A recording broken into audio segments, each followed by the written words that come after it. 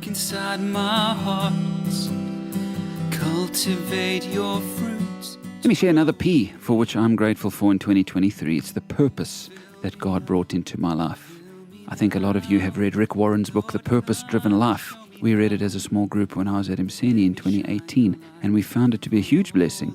We learned that God is the one who creates us for a purpose, to make Him known, and we can all use our talents and experiences to do this. And so looking back on 2023, I'm grateful for the purpose I had.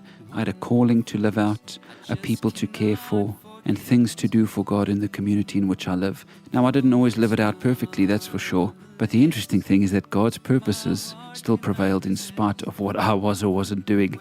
I mean, look at Proverbs 19:21. It says, "Many are the plans in a person's heart, but it is the Lord's purpose that prevails."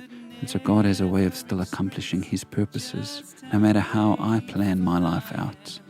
I'm grateful that I can trust in Him to fulfill His plans through it all.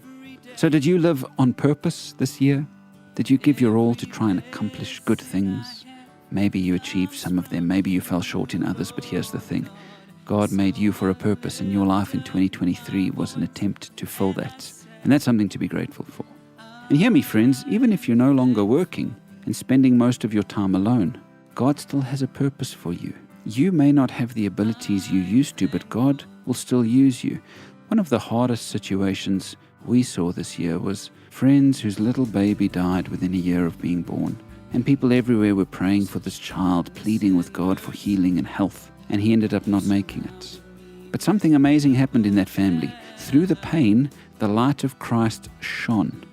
And through this little boy's life, God touched the lives of many as they prayed and reached out to the family. By the time of the funeral service, the family was saying how incredible it was that God used this little one to touch so many lives. Yes, he had a purpose. God used even him.